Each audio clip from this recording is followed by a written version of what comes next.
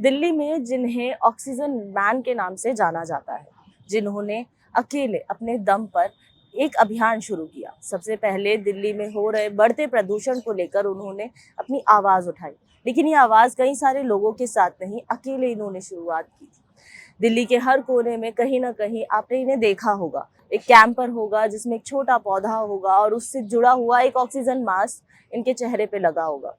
ये कैंपेन इन्होंने शुरू किया था, ये लोग जनता को अवेयर कराने के लिए कि दिल्ली में प्रदूषण बढ़ता जा रहा है, इसे कंट्रोल करना हमारी जिम्मेदारी है। लेकिन इस ऑक्सीजन मैन का नाम असल में क्या है, आज हम इन्हीं से जानते हैं। आज हम आपको इनके पास लेकर आए हैं, इनकी पूरी कहानी आप तक पहुंचाने के लिए, इनके अभियान के बारे में आपको बताने के लिए कि एक अकेला इंसान इस अभियान को चलाते आ रहा है। और ये आज ही नहीं या कुछ समय पहले से नहीं, 2018 से इन्होंने इस अभियान की शुरुआत की है और ये अभी भी अपने उन्हीं प्रिंसिपल्स पर कायम है कि ये कैसे भी करके या प्रदूषण के लिए अवेयरनेस क्रिएट करते रहेंगे, जनता तक आवाज़ पहुंचाते रहेंगे।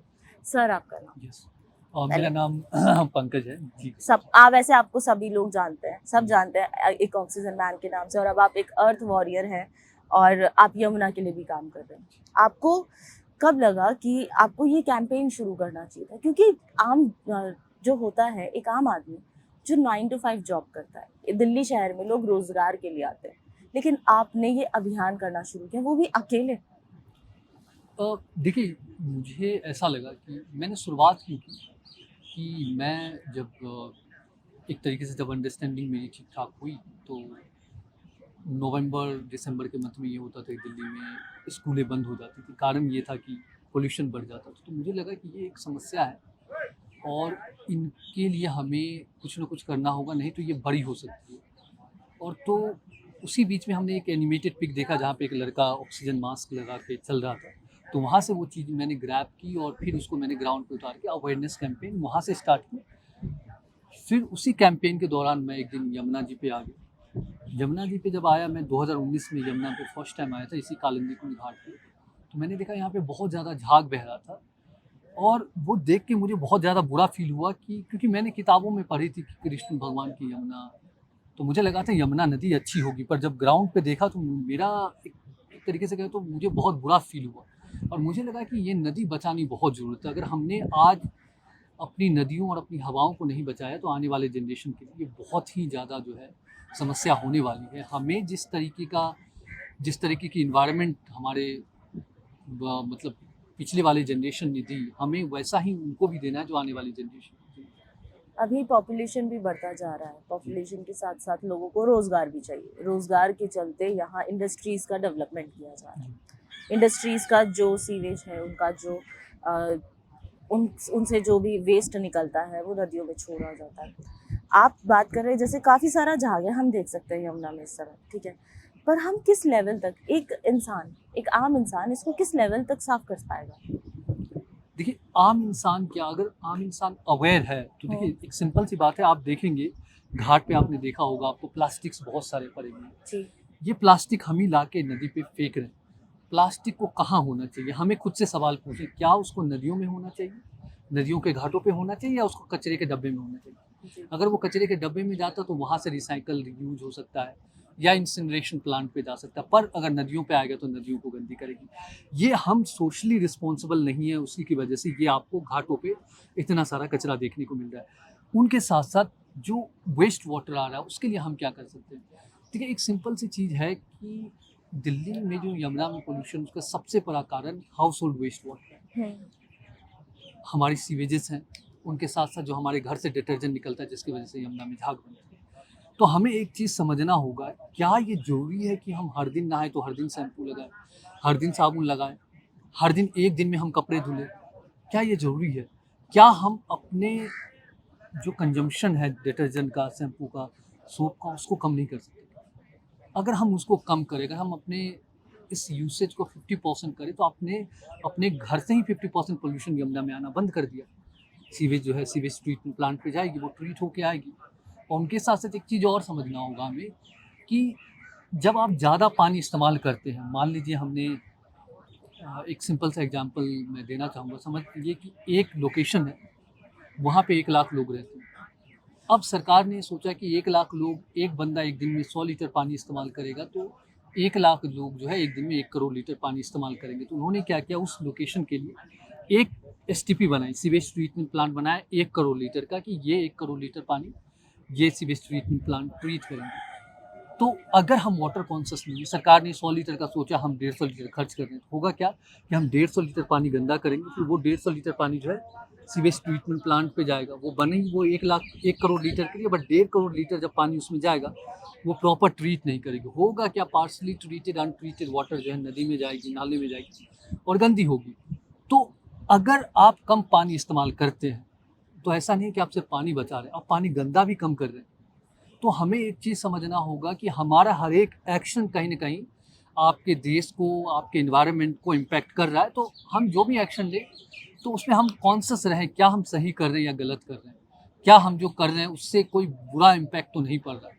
या अगर पड़ रहा है तो हम उसको कैसे मिनिमाइज़ कर सकते हैं? इसके ऊपर अगर हम इतने कॉन्शियस बने तो हम हो सकता है कि बहुत बेहतर कर सकते हैं इसको। जी। ये एक साइकिल की तरह है, जैसे जी। अभी आपने बताया कि हम कंजप्शन कर रहे हैं पानी का, उसका इस्तेमाल कर रहे हैं हम, उसके साथ-साथ हमारा जो कंजप्शन है डिटर्जेंट, शैम्पू इनका। आपने एक बात कही कि लोग बाग अगर उसका कंजप्शन जो है 50% कर दें। जिस तरह से दिल्ली में पॉल्यूशन है, डस्ट भी उड़ता है, ठीक है? और पॉल्यूशन बढ़ता जा रहा है, साथ ही इतना ज़्यादा क्राउडेड सिटी है और पसीना भी आता है लोगों को गर्मियों में। तो ये जो है इसकी वजह से अगर हम हाइजीन मेंटेन नहीं करते तो लोग बागों को स्किन से रिलेटेड प्रॉब्लम भी हो सकती है। तो अगर हम, आप जैसे बोल रहे थे कि 50% अगर हम इसका कंजप्शन कर दें, लोग बाग अवेयर हो के 50% यूज़ करें इन सबको, क्या ज़रूरी है रोज़-रोज़ साबुन और शैम्पू? तो ये आपको थोड़ा वो नहीं लगता है कि कंट्रोवर्शियल सा हो जाएगा? आपको पता है, मैंने लास्ट 4 साल से साबुन नहीं लगाया। अच्छा। लास्ट 4 ईयर्स से। क्या आपको लगता है कि मेरी स्किन खराब हो गई? या और मैंने ये स्किन टेक्सचर और स्किन का जो रिएक्शन हाँ, है चीज़ों को लेके तो अलग-अलग होता है ना आप लोगों में। आप एक्चुअली में वो लगा के जो है ना आप खराब कर रहे हैं अपनी स्किन को, अपने बालों को। हुँ। नेचुरल है वो है ही नहीं। आप डॉग्स के स्किन देख लीजिए, क्या वो शैम्पू लगा रहे हैं, साबुन लगा रहे हैं? बात ये है कि हमें अपने बॉडी के ऊपर केमिकल डालने की आदत सी हो गई है। आप करें ना इस्तेमाल, आप नेचुरल ले आइए, नेचुरल चीज़ें आप इस्तेमाल कीजिए। आप जैसे दही बेसन वगैरह? दही बेसन है, उसके साथ-साथ सोपनेट है कपड़े धोने के लिए। हुँ। एलोवेरा से आप बाल धो सकते हैं। एलोवेरा आप निकालिए, काटिए और उसकी वो निकाल के लगा लीजिए। मैं तो गंगा जी की मिट्टी है उससे बाल धो लेता हूँ। तो चीज़ें अवेलेबल हैं हमारे पास बहुत मतलब सारी। हमारे पास ऑर्गेनिक या कहेंगे आयुर्वेदिक ऑल्टरनेटिव्स भी हैं। बहुत सारे अब ऑल्टरनेटिव है। और देखिए, हमारे अंदर, हमारे साइकोलॉजी में मार्केट ने ये डाल दिया है कि आप साबुन नहीं लगाएँगे तो आपका शरीर सही नहीं होगा। बिल्कुल। आप शैम्पू नहीं लगाएँगे तो बाल सही नहीं होंगे। और ये एक तरीके से सिर्फ मिथ है। आप जी, वो नहीं भी लगाएँगे, कुछ नहीं भी लगाएँगे तो भी सही रहेगा। अगर लगाना ही चाहते हो तो केमिकल क्यों डाल रहे हैं? आप नेचुरल चीज़ें देखिए, आपके बिल्कुल। आस-पास एलोवेरा बहुत ही सिंपल है बहुत उगाना ही। घर में। हाँ। आप लगा दीजिए, पेड़ निकल जाएगा, कुछ नहीं करना है, 5 दिन में 1 बार पानी डालिए फिर भी वो जीवित रहेगा। एक सवाल मेरा ये था, ये तो हमने हाउसहोल्ड वेस्ट की बात जी, करी। जी, जी। बात करते हैं यमुना, यहाँ कालिंदी कुंज घाट पे हम मौजूद हैं। जी। तो यहाँ पे आस-पास कई सारे इंडस्ट्रियल एरिया, हुँ, उनका वेस्ट का जो वेस्ट है वो भी यमुना जी में ही आता है। जी। इससे रिलेटेड आपने कुछ किया? देखिए, इंडस्ट्रियल वेस्ट के लिए क्या है कि चाहे वो हाउसहोल्ड हो या इंडस्ट्रियल वेस्ट हो, उनके लिए पॉलिसी है। जो इंडस्ट्रियल वेस्ट है उनके लिए, जो अगर इंडस्ट्री बड़ी है तो उनके लिए ईटीपी होता है, एफ्लुएंट हुँ। ट्रीटमेंट प्लांट, वहाँ से वो ट्रीट करके पानी आएगी और उसके बाद वो जाएगी। तो और जो छोटी इंडस्ट्री है उनके लिए सीईटीपी बनता है, कॉमन इफ्लुएंट ट्रीटमेंट हाँ, प्लांट, हाँ। वहाँ पे ट्रीट होके जो है पानी ट्रीट होके दिया जाएगा। पॉलिसीज़ हैं इनके लिए।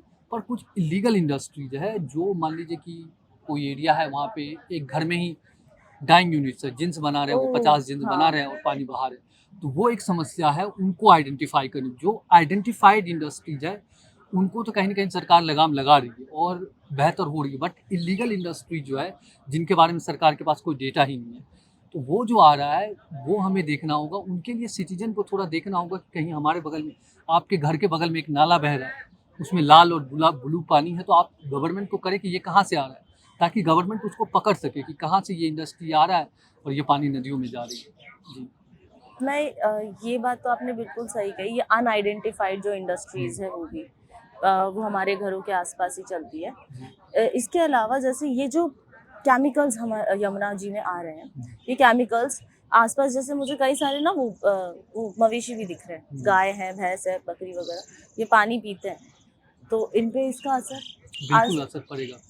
और आप देखेंगे यहाँ के पशु को आपने देखा होगा, उनके उनके अंदर चंचलता नहीं होती है। आपको चंचल छोटे जो बछड़े हैं ना, हाँ। गाँव में जो बछड़े हो तो वो देखेंगे बहुत उछल-कूद करते हैं। यहाँ के बछड़े देखेंगे आप, बहुत लगेगा बीमार है, हमेशा वो बीमार ही लगेंगे। कारण यही है कि एक तो कंटामिनेटेड यहाँ पे ग्रास है, इसमें भी गंदगी है, वो खा रहे हैं, ना पॉल्यूटेड वाटर पी रहे हैं। तो पशु के लिए तो जो है हमने हेल बना दिया। धरती पशु के लिए अब जो है ना वो रहने के लिए नहीं, वो एक नर्क में रह रहे हैं। धरती उनके लिए नर्क जैसा ही है, क्योंकि वो मोटर नहीं लगा सकते। वो डिपेंडेंट है इसी नदी के ऊपर, वो डिपेंडेंट है इसी घास के ऊपर। यही प्लास्टिक जो आप फेंक रहे हैं, उनमें खाना फेंक रहे हैं उन्हीं के ऊपर।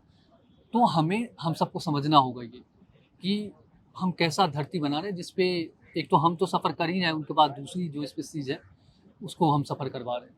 नोइंग द फैक्ट कि यमुना जी में बहुत ज़्यादा पोल्यूशन बढ़ता जा रहा है, इतना ज़्यादा झाग हम देख रहे हैं, फिर भी लोग यहाँ पे नहाने आते हैं, छठ के टाइम पे भी आते हैं। क्रिएट भी किया गया है कि जो बीओडी है बहुत कम है और इसमें बहुत ज़्यादा पोल्यूशन बढ़ता जा रहा है, फिर भी लोग नहीं समझ रहे। देखिए, एक तो है कि उस तरीके से लोगों को अवेयर नहीं किया गया कि नदी इतनी गंदी है। आप देखिए, एक भी बोर्ड नहीं लगा हुआ। कहीं तो आप बोर्ड लगाते कि ये पानी नहाने के लायक नहीं है।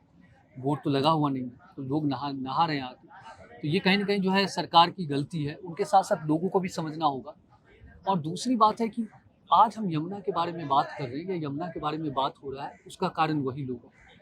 वो लोग छठ के टाइम में अगर घाट पे ना आए ना, तो यमुना के बारे में हम बात भी नहीं करेंगे। उनका हमें धन्यवाद करना चाहिए, ताकि नदी के मुद्दे जो हैं, उन्हीं धार्मिक लोगों की वजह से लाइमलाइट में आती है। वो झाग में बैठते हैं, झाग में वो वही है ना, क्योंकि यमुना जी का धार्मिक एक वो जुड़ाव है, हम लोग पूजते हैं इनको, और जब उनका पूजन किया जा रहा है और जब लोग उन्हीं में स्नान करने आते हैं और यमुना इतनी गंदी है, उनके लिए यमुना अभी तक साफ ही नहीं हुई।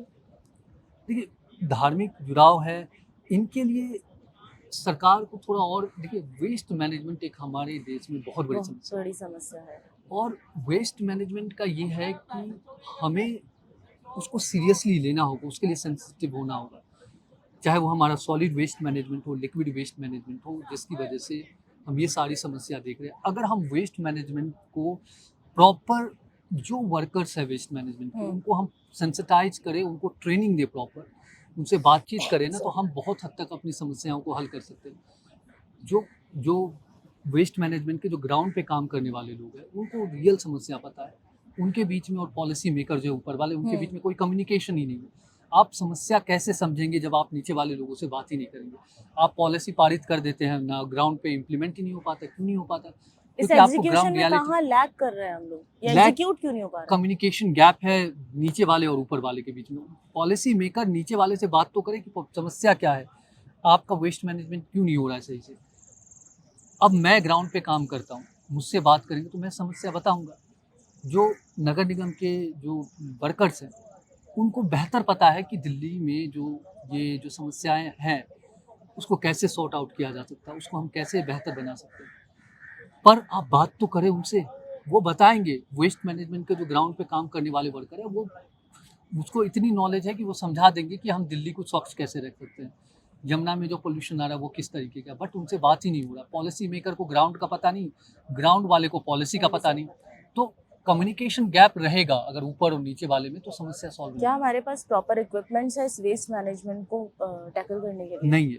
अभी परसों एक वीडियो वायरल हो रही थी गाजियाबाद की, उसमें एक बंदा जो है डूब डूब के जा वो रहा था, साफ तो वो कर रहा है। सांस ले रहा था पाइप से। हाँ, पाइप से।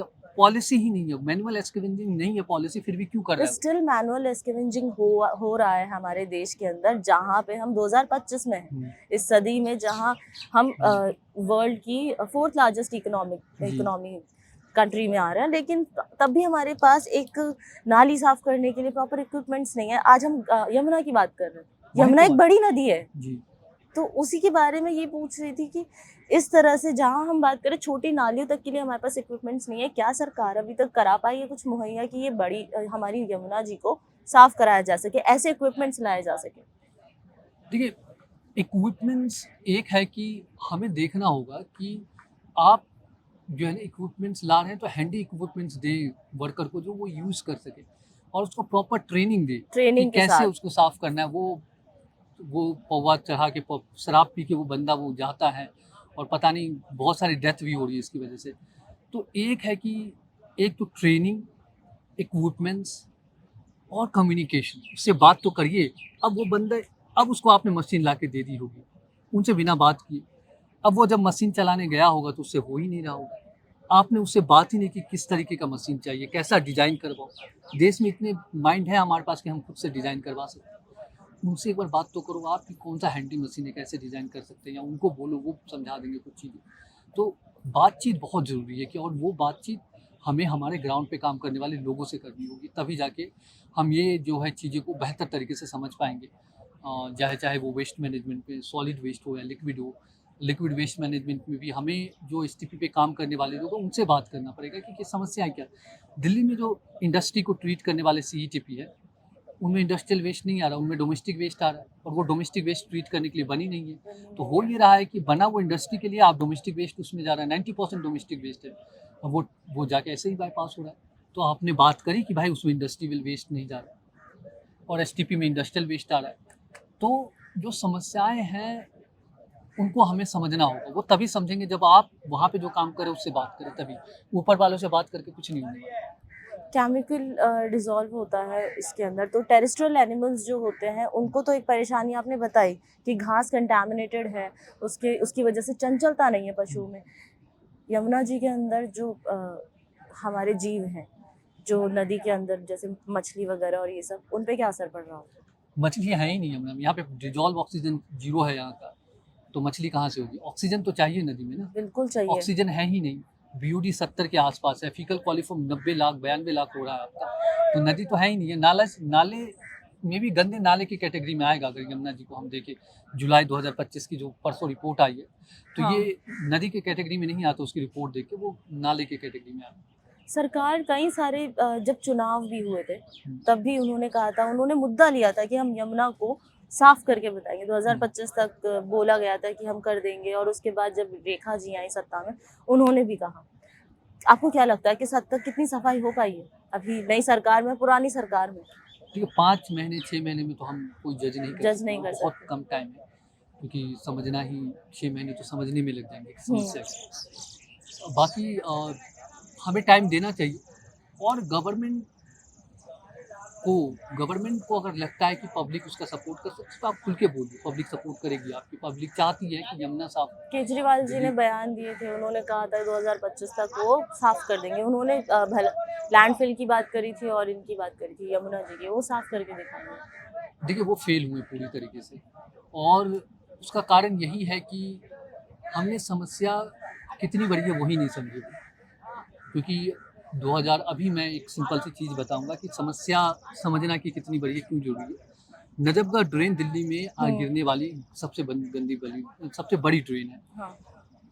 तो एक वीक पहले तक हमें पता था उसकी फ्लो जो है 450 mg की है। हाँ, अभी सर्वे हुआ है, पता लगा है उसकी फ्लो जो है 800 mg की है।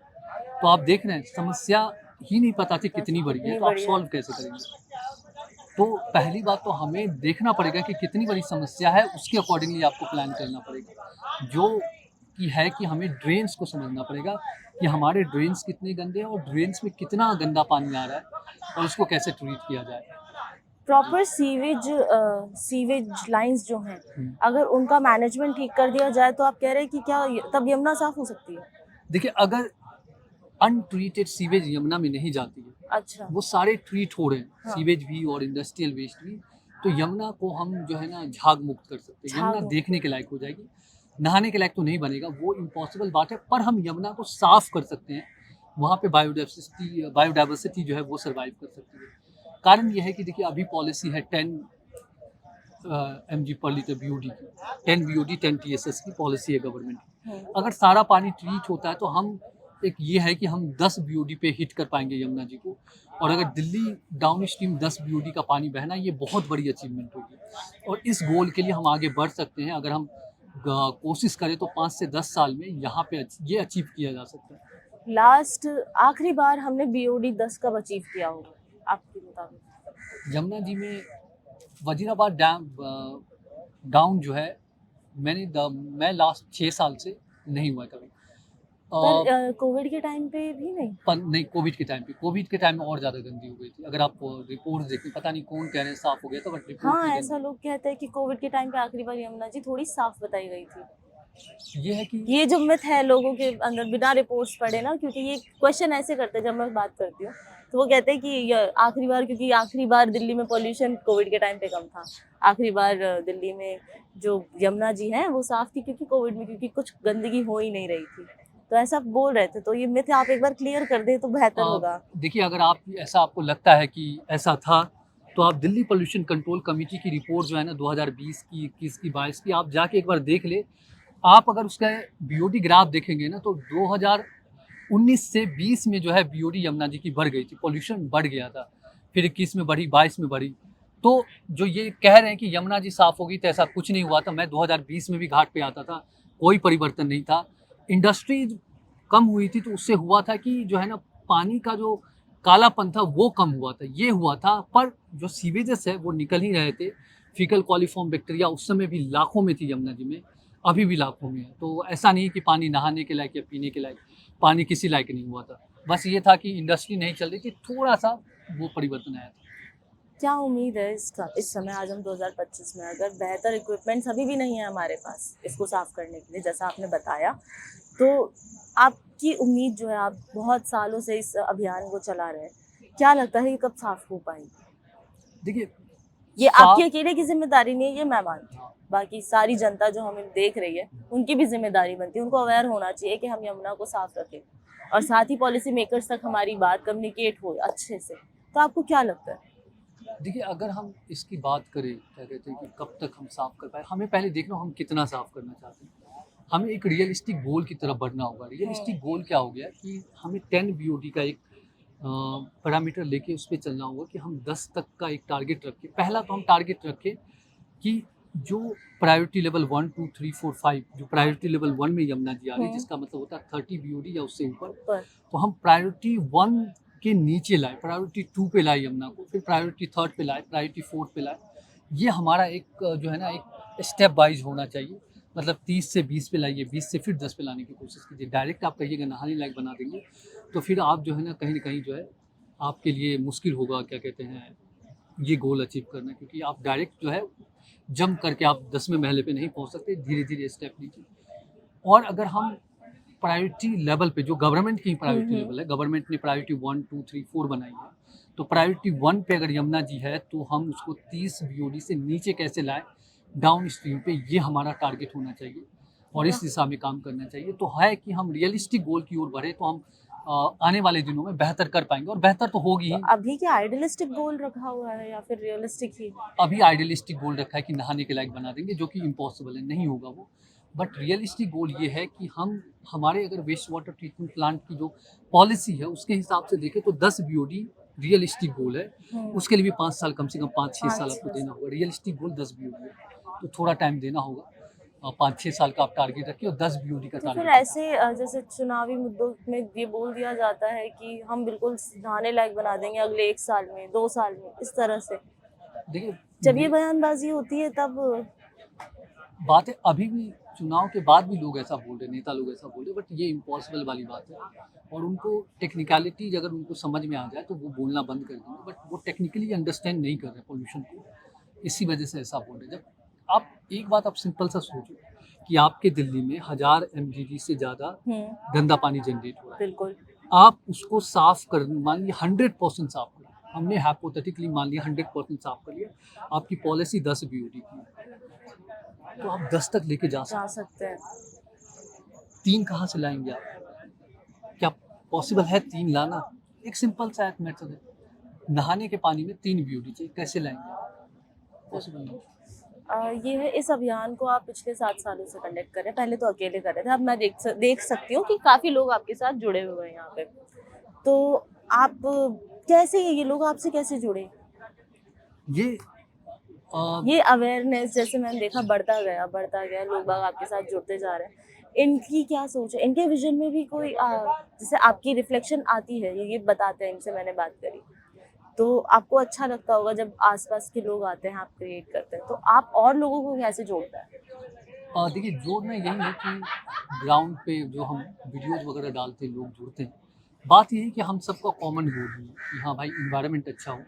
तो बस कॉमन गोल की वजह से सारे बच्चे जो है जो आ रहे हैं हमारे पास जुड़ रहे हैं और वो काम कर रहे हैं हम अभी सभी आपकी कितनी बड़ी टीम होगी? अभी तो टीम में परमानेंटली तो 30 बच्चे हैं, वैसे बहुत सारे लोग आते हैं। इस अच्छा। कॉलेज के स्टूडेंट भी आते हैं। तो हमारी टीम का क्या है मोटो, कोई रजिस्ट्रेशन नहीं, कुछ भी नहीं करना है आपको। आप आइए, ग्लव्स पड़ा हुआ है, आप पहनिए, साफ करिए, धो के रख दीजिए, अच्छा चले जाइए, बताइए। बस यही है, तो जैसे कुछ नहीं। इनके लिए फंडिंग्स वगैरह अब इतना आप कर रहे हैं, हाँ, तो फंडिंग वगैरह भी एक मतलब छोटा-सा सवाल है मेरा। फंडिंग हमें इतनी ज़रूरत ही नहीं पड़ती, बहुत कम पैसे लगते हैं इनमें, खर्च होते हैं। वो वैसे पब्लिक इतनी मदद कर देती है, टीम वाले बच्चे इतनी मदद कर देते हैं कि हमें कभी लगा ही नहीं कि हमें पैसे कभी चाहिए। जैसे जो है फंड जनरेट करने के लिए जैसे चंदा वगैरह यूजुअली एनजीओज जैसे हम करते हैं, तो वैसा कुछ हमें ज़रूरत नहीं लगती है, ज़रूरत लगती है तो कभी-कभार जो है 4 ये महीने 5 ड्राइव करते हो आप? हाँ, लोगों को बोलता हूँ कर दो, तो वो इतना दे देते हैं कि हो जाता है काम। और बहुत ज़्यादा ज़रूरत नहीं, हम लोग बहुत जो है सिंपली रहते हैं, बहुत ही ज़्यादा सिंपली। जो हम काम करते हैं वो भी बहुत किफ़ायती तौर पे करते हैं, तो हमारे खर्चे ही नहीं होते, बहुत कम खर्चे में काम एक चल जाता सवाल था मेरा, है। अभी जैसे आप पूरे तरीके से अपने आप को यमुना जी की सफाई और दिल्ली के प्रदूषण के जी, लिए छोड़ चुके हैं। जी, जी। आपके परिवार में कौन-कौन है? जैसे घर चलाना होता है, सब एक आम आदमी का ना एक छोटा-सा एक सपना होता है कि मैं इतनी क सैलरी हो जाए या इतना कमा लूँ ताकि मैं अपना परिवार चला सकूँ, खुद को चला सकूँ, एक स बेहतर एक मिडल क्लास वाली ज़िंदगी जी लें। तो वैसा मेरे घर में मेरे मम्मी-पापा हैं और मेरी वाइफ़ है और मेरी वाइफ़ भी यही काम करती है, तो ज़्यादा डिमांड नहीं है हम लोगों का। तो और घर कैसे थोड़े चलता है? बहुत सोशल मीडिया से पैसे आते हैं, तो अच्छा, मतलब पापा मेरे जो है सब्ज़ी बेचते हैं, हाँ। तो उसमें होता ये है कि उसकी वजह से थोड़ी बहुत उनकी अर्निंग आ जाती, थोड़ी मेरी आ जाती है। डिमांड नहीं है, तो काम चल जाता है, बहुत ज़्यादा प्रॉब्लम नहीं आती हमारे लिए। तो जब आपने शुरू किया, जी। आपने आपने का कॉर्पोरेट में जॉब करते थे ना उस टाइम जी, पे? जी, जी। तो आपने शुरू किया, आपके घरवालों ने आपको रोका नहीं था ये करने से पहले कि आपको ही क्यों करना है? अ, क्या शुरुआत में उन्होंने सपोर्ट किया था आपको? देखिए उन्होंने नहीं हमें रोका नहीं मुझे कि करना है, क्या नहीं करना है। देखिए मेरे साथ क्या है कि मैं बहुत एक ऐसे बैकग्राउंड से आता हूँ, जहाँ पे एक बच्चे का एमएनसी में जॉब करने ने बड़ी अचीवमेंट होती हुँ, है। तो उनके लिए मैंने उनको खुद को प्रूव करके दिखा दिया था कि मैं कर सकता हूँ। ठीक-ठाक सी जॉब अच्छी खासी एक मल्टीनेशनल कंपनी में। और उसके बाद मैंने कहा कि मैं जॉब के साथ ये स्टार्ट किया था, तो मैंने कहा कि भाई मैं ये कर रहा हूँ, मेरे पास जो टाइम बचता है मैं ये भी करूँगा। तो उन्होंने कोई विरोध नहीं की। और दूसरी है कि जैसे 2022 में मैंने कंप्लीटली जॉब छोड़ के जॉब छोड़ ये दी थी। करने लगा। मैंने बता दिया मुझे जॉब का मन नहीं, मैं मैनेज कर लूँगा। तो अब मतलब थोड़ा बहुत घरवालों ने सपोर्ट किया था आपको, हाँ, सपोर्ट किया था हाँ, हाँ, घरवालों ने। परिवार में मम्मी-पापा हैं वो सपोर्ट करते हैं और सारे लोग सपोर्ट करते हैं। ऐसा नहीं है किसी मुझे विरोध देखने ही नहीं मिला और मुझे जो भी लोग मिलते हैं अच्छे ही मिलते हैं। मेरी प्रॉब्लम यही है कि लोग कहते हैं दुनिया बुरी है, मैं कहता हूँ मुझे एक भी बुरे लोग क्यों नहीं मिले आज तक कि नहीं, जैसे कोई बहुत अलग एक समाज के लिए जब कोई क आवाज़ उठाता है ना, तो समाज ही पहले उस आवाज़ को दबाने की कोशिश करता है। तो वही पूछ रहे थे कि क्या आपके साथ ऐसा हुआ? नहीं मेरी आवाज़ को तो उठाने के लिए पूरी समाज एक साथ आती है। लॉयर्स इतने सारे मुझे सपोर्ट करने के लिए कि हाँ, आप बोलो केस वॉलंटरीली मेरे केस लड़ते हैं लॉयर्स। बोलते हैं वाओ! आप बोलो और अभी शायद कुछ केसेस अभी पेंडिंग भी है। हाँ, बहुत सारे चल रहे हैं और ये आप सोचिए सोसाइटी कितनी अच्छी है, आप एक कॉज के लिए लड़ रहे हैं। हर कोई आ रहा है आपको सपोर्ट करने के लिए, इससे बड़ी खूबसूरती क्या हो सकती है? और मेरे साथ तो ये लोग कहते हैं कि समाज बुरा है, मुझे आज तक नहीं लगा ऐसा कुछ बुरा है। सारे लोग जो है चाह रहे हैं समस्या सॉल्व हो और सारे लोग आ रहे हैं आगे। इस इंटरव्यू को रैप अप करते हैं, यहाँ उनके सारे जो सहयोगी हैं सब मौजूद हैं। तो आखिरी कोई सवाल नहीं है मेरा, पर इनसे यही पूछना चाहूँगी कि इस अवेयरनेस को लेके वो और क्या कहना चाहते हैं, कैसे लोगों को अवेयर करना चाहते हैं, अपना विज़न जो आज से 7 साल पहले इन्होंने शुरू किया था यमुना को साफ करना और दिल्ली के प्रदूषण को कम करने वाला, उस चीज़ के लिए ये क्या और आगे इनकी प्लानिंग क्या है? सो देखिए जो विज़न है वो मेरा नहीं समाज का विज़न है और समाज का विज़न ही अ, उसमें हम थोड़ा सहयोग कर रहे हैं। तो हम सभी को है जो समाज का विज़न है कि हमारा एनवायरनमेंट बेहतर हो, नदियाँ अच्छी हो, तो हम सभी लोग आएँ और उसमें काम करें। हम अपने लेवल पे क्या कर सकते हैं जैसे मैंने पहले ही बताया कि अगर आपको नदी के घाट पे प्लास्टिक या कपड़े दिख रहे हैं, तो आप अपने आप से सवाल करिए क्या ये यहाँ पे होनी चाहिए या कहीं और होनी चाहिए। प्लास्टिक कचरे के डब्बे में जानी चाहिए, पर नदी में आ रहे हैं, कहीं न कहीं हम अपने एक्ट के लिए रिस्पॉन्सिबल नहीं हैं इसीलिए। तो हम सभी को कहीं न कहीं ज़िम्मेदारी लेनी होगी कि क्या हम कॉन्शियसली जी रहे हैं या हम कुछ भी कर रहे हैं। क्योंकि हर एक एक्शन हमारे समाज को इम्पैक्ट कर रहा है। तो हमें हमारे एक्शन को देखना होगा कि या क्या ये समाज के लिए ठीक है या नहीं है। जब हम देखेंगे तो समाज बेहतर होगा। बिल्कुल सही सर। समाज बेहतर तभी होगा जब समाज का हर एक आदमी अपनी अपनी रिस्पॉन्सिबिलिटी ले। जहाँ पे भी आप जाते हैं, चाहे नदी किनारे हो, चाहे या फिर वो तंग गलियाँ हो, दिल्ली की हो या किसी भी शहर की, उस जगह आप कचरा ज़मीन पे ना फेंक कर उसे कूड़े के डब्बे में डालें। या फिर अगर आप देखते हैं जहाँ कचरा है, तो वहाँ से अगर आप अपने आप को रिस्पॉन्सिबल सिटीज़न फ़ील करके उसके लिए एक एक्शन लेते हैं, तो ये समाज को बेहतरी की तरफ लेके जाता है। इसी के साथ मैं Khushboo Meena signing off. Public mic आपकी आवाज़।